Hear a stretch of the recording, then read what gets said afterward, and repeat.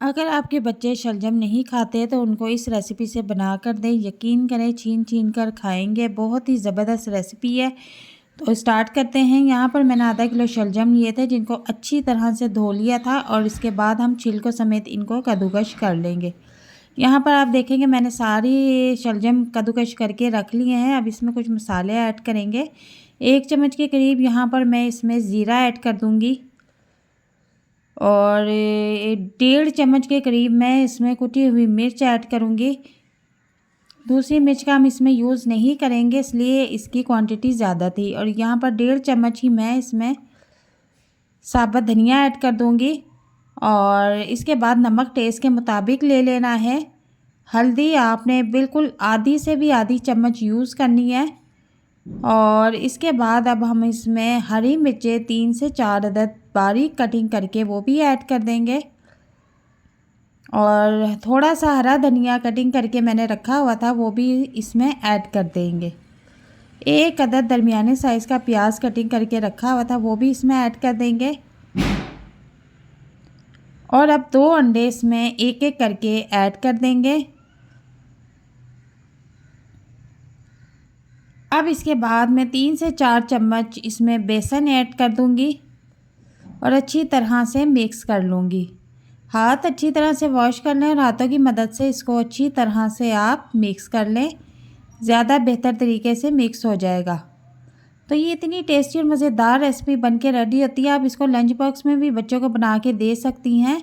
जिनके बच्चे सब्जियां नहीं खाते उनको इस तरह से रेसिपी बना कर दें और बहुत शौक़ से आपके बच्चे शलजम खाना शुरू हो जाएंगे। तो इस तरह का आपने बैटर बना के रख लेना है।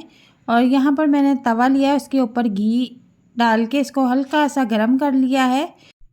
और यहाँ पर आपने शलजम की टिक्कियाँ बना लेनी है। बहुत इजी और आराम से बन रही हैं, ज़रा भी मुश्किल नहीं हो रही। इतने साइज़ की अगर आप बड़ी बनाना चाह रही हैं तो बड़ी बना लें और ये साइज़ बिल्कुल ठीक रहता है बच्चों के लिए। तो अब मैं इसको तवे पे डाल दूँगी। बिल्कुल इसी स्टाइल से मैं सारी टिक्कियाँ बना लूँगी। एक बार आपको फिर दिखा देती हूँ कि इस तरह से आपने इसकी टिक्कियाँ बनानी हैं और इसको तवे पे फ्राई कर लेना है। इसी तरीके से मैं सारे जो कबाब हैं वो फ्राई कर लूँगी। चूल्हे का फ्लेम आपने यहाँ पर नॉर्मल रखना है, फुल फ्लेम पे नहीं पकाना, वरना ये ऊपर से तो पक जाएंगी लेकिन अंदर से फिर ये बिल्कुल कच्ची रहेंगी। और अब इनको हम साइड पे भी करते जाएंगे ताकि ये बिल्कुल लो फ्लेम पे अंदर तक पक जाए, क्रिस्पी और क्रंची बन के रेडी हों। बहुत प्यारा खूबसूरत कलर आ रहा है। इनको अब हम साइड पे कर देंगे और दूसरा चक्कर इसमें फिर ऐड कर देंगे। इसी तरह से हम सारे कबाब जो है वो रेडी कर लेंगे। तो शलजम के हरे भरे कबाब बहुत ही टेस्टी और मज़ेदार बनके रेडी होते हैं। इसके साथ आप रायता बनाएं, केचप रखें तो बच्चे आपके बहुत खुश होकर ये शलजम खाएंगे।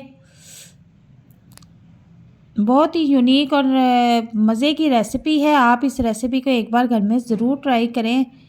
इस रेसिपी को दोस्तों के साथ, फैमिली के साथ ज़रूर शेयर करें और यकीन करें एक बार जब ये आपके बच्चे खाएंगे तो बार बार बनवाने पे मजबूर हो जाएंगे। तो ये बहुत ही टेस्टी और मज़ेदार बनके रेडी होती है। यकीन करें कोई इसको देख के बता नहीं सकता कि ये शलजम के कबाब बनके रेडी हुए हैं। खाने में बिल्कुल चिकन कबाब जैसा इनका टेस्ट है। तो उम्मीद करती हूँ कि आज की ये रेसिपी आपको बहुत पसंद आई होगी। जिनके बच्चे सब्जियां नहीं खाते तो वो इस तरह से मज़े मज़े की रेसिपी बना के दें ताकि बहाने बहाने से बच्चे जो है वो सब्जियां खाएं। आजकल की मौसमी सब्जियां बहुत ज़्यादा आई हुई हैं तो बच्चों को तरह तरह की रेसिपीज़ बना के दें। तरह तरह की रेसिपीज़ देखने के लिए मेरे चैनल को सब्सक्राइब करें और लाइक करें और कमेंट बॉक्स में मुझे अच्छा सा कमेंट करके ज़रूर बताएं कि आपको मेरी रेसिपी कैसी लगी। तो मिलते हैं नेक्स्ट वीडियो में एक नई और मज़ेदार रेसिपी के साथ। तब तक के लिए इजाज़त चाहती हूँ। अपना ख्याल रखिएगा। अल्लाह हाफिज़।